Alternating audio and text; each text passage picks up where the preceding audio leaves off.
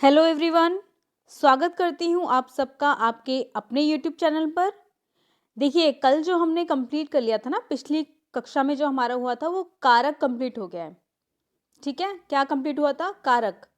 बहुत ही महत्वपूर्ण टॉपिक था।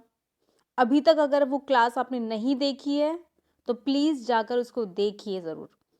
ठीक है, आज जो हम बात करेंगे वो हम बात करेंगे काल के बारे में। किसके बारे में बात करेंगे? काल टॉपिक के बारे में बात करेंगे। चलिए शुरुआत कर लेते हैं फिर। अच्छा, देखिए, काल का अर्थ है समय। क्या अर्थ है? समय। ये अर्थ इसलिए बताया जाता है या मैं इसलिए इस पर जोर ज़्यादा देती हूँ क्योंकि आपको अगर अर्थ पता नहीं होगा ना, आप समझ ही नहीं पाएंगे टॉपिक में है क्या। ठीक है, तो आपको सबसे पहले ना अर्थ को समझना चाहिए कि अच्छा, इसका मतलब ये है, ये चीज़ विभक्ति को परसर्ग कहते हैं, संज्ञा का अर्थ ये होता है और विशेषण का या फिर कह सकते हैं काल का किसी भी शब्द का अर्थ आपको जरूर जरूर जरूर पता होना चाहिए। ठीक है, चलिए, काल का अर्थ है समय। अच्छा, क्रिया के जिस रूप से उसके होने का समय मालूम हो, उसके होने का समय मालूम हो। क्या बोला गया है? ध्यान से देखना। एक एक शब्द की अपनी ही महत्ता है। एक एक शब्द, एक एक वर्ड अपना ही महत्व रखता है। ठीक है, तो आप समझिएगा बिल्कुल। उसके होने का समय मालूम हो, उसे क्या कहा जाएगा? उसे कहा जाएगा काल। क्या कहा जाएगा? काल कहा जाएगा। ठीक है, काल के इस रूप से क्रिया की पूर्णता अपूर्णता के साथ ही संपन्न होने के समय का बोध होता है। काल के इस रूप से क्रिया की पूर्णता अपूर्णता के साथ ही संपन्न होने का बोध होता है। भाई, या तो क्रिया मतलब पूरा काम हो चुका है या फिर कुछ बाकी है ना? या तो क्रिया पूरी हो चुकी है या फिर थोड़ी सी बाकी है फिर, है ना? पूर्ण और अपूर्ण के बारे में हमें पता चलता है इसमें, उसके समय का बोध कराएगा। अब देखिए, काल कितने प्रकार के होते हैं? बिल्कुल साहब, काल 3 प्रकार के होते हैं। पहला, दूसरा और तीसरा। देखिए, जब हम स्कूल में होते हैं तो हमें बताया जाता है काल के बारे में। तो हम जैसे present tense, past tense, future tense बताया जाता है। ये सब वही चीज़ें हैं। ठीक है, बहुत कोई नई चीज़ नहीं है, कोई रॉकेट साइंस नहीं है। ये वही चीज़ें हैं जो हम स्कूल में पढ़कर आ चुके हैं। बस अब क्या है, अब इसको हमें ध्यान से पढ़ना है। क्यों पढ़ना है? नौकरी के लिए पढ़ना है। ठीक है, और ये सब चीज़ें वही हैं। चलिए एक बार समझ लेते हैं बात को। काल, पहला है भूतकाल, दूसरा है वर्तमान काल और तीसरा है भविष्यत काल। ठीक है, जैसे भूतकाल को हम बोलेंगे पास्ट। क्या बोलेंगे? पास्ट। और वर्तमान को हम बोलेंगे प्रेजेंट और भविष्यत को हम बोलेंगे फ्यूचर। ठीक है, ये तो हुआ इनका अंग्रेजी में अर्थ। अब देख लीजिए, बात कर लेते हैं, भूतकाल की बात कर लेते हैं। देखिए, बहुत प्यारा और बहुत छोटा सा टॉपिक है भूतकाल। भूतकाल का अर्थ है बीता हुआ समय। कौन सा? बीता हुआ समय। वाक्य में जिस क्रिया रूप से बीते समय का होना पाया जाता है उसे भूतकाल कहा जाता है। यह क्रिया व्यापार की समाप्ति बतलाने वाला रूप होता है। ठीक है, क्या किया इसने? समाप्ति को बतलाएगा। अगर 1 मिनट से पहले भी कोई काम हुआ है ना, अभी अभी हुआ ही है, 1 मिनट ही हुआ है उसको पूरा हुए हुए, वह भी भूतकाल होगा, प्रेजेंट नहीं होगा। ठीक है, तो बीता हुआ समय, समाप्ति की बात आ गई है, बीता हुआ समय, है ना? 1 मिनट, 5 मिनट, 10 मिनट पहले अभी अभी बस काम हुआ ही है, तो वो तो हो गया पास्ट जी। ठीक है, वो बिल्कुल खत्म हो चुकी है, उसकी समाप्ति हो चुकी है उन काम की या उस बात की। भूतकाल के भेद, अब भूतकाल के भेद भी देख लेते हैं। देखिए, पहला है सामान्य, दूसरा है संदिग्ध, तीसरा है हेतु हेतु मद और चौथा है आसन, पांचवा है पूर्ण, छठा है अपूर्ण। कितने हुए फिर? 6 हो गए। कितने हुए भूतकाल के भेद? 6 हो गए। ठीक है, इस तरह के प्रश्न बन जाते हैं और जो हमारे दिमाग से निकल जाते हैं कि अच्छा कितने भेद थे, कितने नहीं थे। तो इसके कितने भेद हुए भूतकाल के? 6 भेद हुए। ठीक है, सामान्य की बात कर लेते हैं। अविनाश ने गाना गाया, ये तो बहुत सामान्य सी बात है। अविनाश ने गाना गाया। बहुत सामान्य सी बात है। गाड़ी जा चुकी थी, बिल्कुल एकदम सामान्य है, कुछ भी नया कुछ कुछ है नहीं, बिल्कुल जैसे हम नॉर्मल बात कर रहे हैं वैसे ही है, बिल्कुल सामान्य तौर पर। अच्छा, संदिग्ध को देख लेते हैं। खाना नीता ने ही बनाया होगा, तो क्या बिल्कुल क्या लग रहा है, संदिग्ध है कि खाना तो नीता ने ही बनाया होगा। हेतु हेतु मत देख लेते हैं।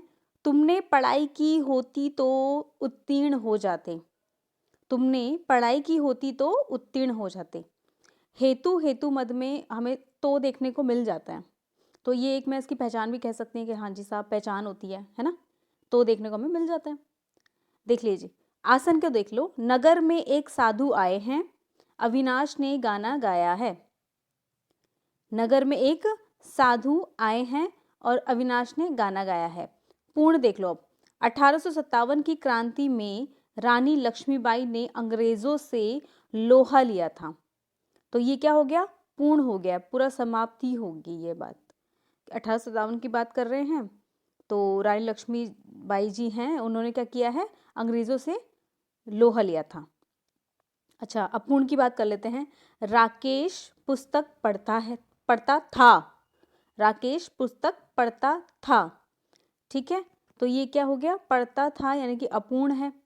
अच्छा, इसमें आपको ना था, थे, थी, चुका, चुकी, ये सब चीज़ें भी देखने को मिल जाएगा, जैसे कि ये होगा, ये देखिए चुका, ठीक है, ये सब आपको देखने को, इसके थोड़े से हम पहचान के तौर पर इनको हम देख सकते हैं, ठीक है। अब देख लेते हैं वर्तमान काल की।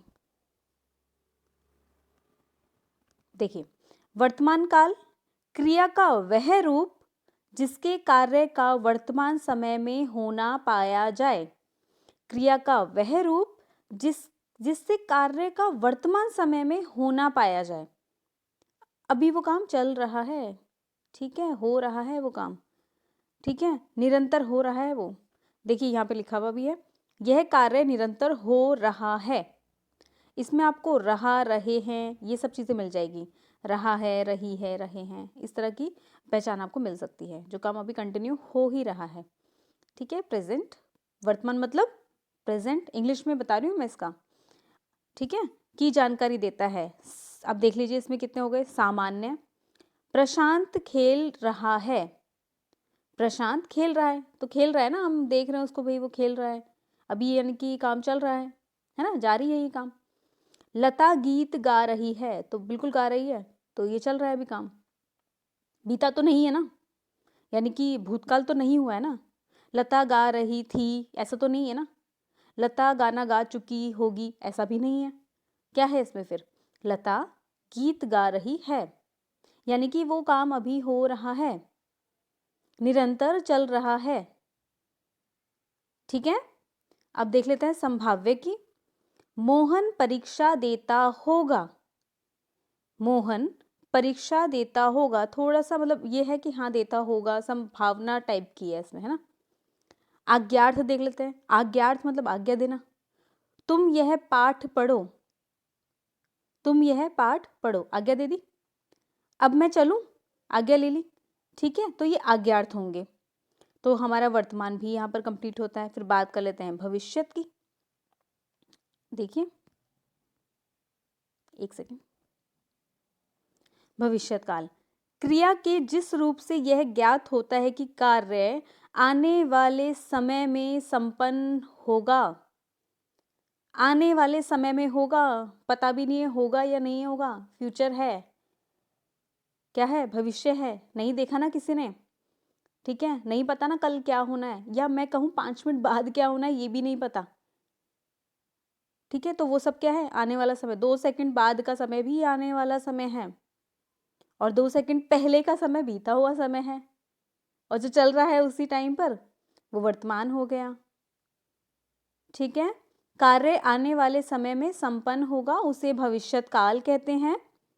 जैसे जैसे सामान्य में क्या हो जाएगा, कृष्णा लेख लिखेगी, लिखेगी, इसमें आपको पहचान बता देती हूँ मैं, गा गे गी, इस तरह की चीज़ें होंगी, ठीक है। लिखेगा, लिखेगी, पढ़ेगा, खेलेगा, खाएगा, नाचेगा, घूमेगा, ठीक है। अच्छा, कृष्णा लेख लिखेगी, अंकित पुस्तक पढ़ेगा, लड़के खेलेंगे, औरतें गीत गाएंगी। ठीक है, तो भविष्यत है, आने वाले समय में वो चीज़ें कंप्लीट होगी, तो ये भविष्यत काल कहलाएगा। आने वाले समय में संपन्न होगी वो। ठीक है, ना तो अभी हो रही है, ना पहले हो चुकी है, जो समय आएगा उसमें होगी वो कंप्लीट। ठीक है, तो ये क्या हुआ, भविष्यत काल। अच्छा, इसके और उदाहरण हम लोग देख लेते हैं, भेद हैं इसके कुछ, वो भी देख लेते हैं। हाँ जी, ये देखिए आप, देखिए फिर है संभाव्य, वे शायद आगरा जाए, वे शायद आगरा जाए, तो संभावना व्यक्त कर दी।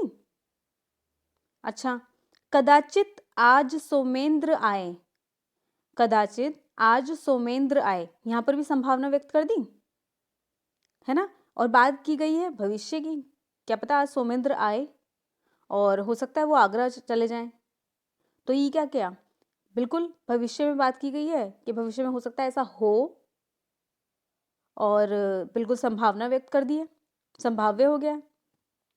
आज्ञार्थ देख लो, आप वहां अवश्य जाइएगा, क्या कहा गया है, आप वहां अवश्य जाइएगा, यानी कि आज्ञार्थ हो गया वाक्य।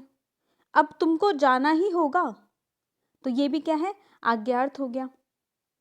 ठीक है, तो हमने क्या क्या पढ़ लिया आज, भूतकाल पढ़ लिया बड़े अच्छे से, वर्तमान काल पढ़ लिया बड़े अच्छे से, और भविष्यत काल भी पढ़ लिया।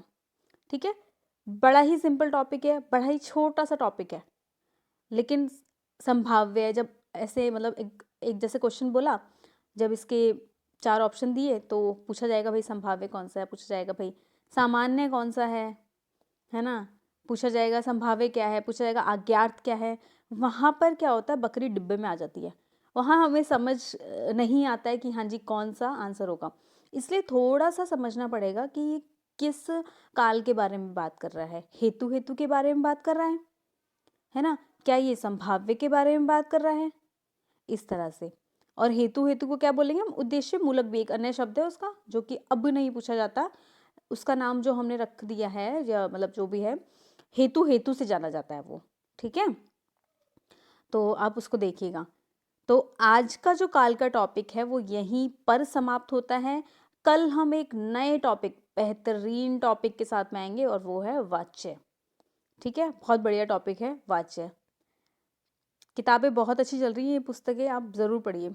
हाँ, है ये बच्चों की 9 से 12 तक की किताब है ना, लेकिन उसका जो रीज़न है ना पढ़ने का, वो इसलिए है कि जो बोर्ड उठाता है ना क्वेश्चंस, इन्हीं पुस्तकों में से लेता है, तो आप इनको आप बिल्कुल नज़रअंदाज तो कर ही नहीं सकते।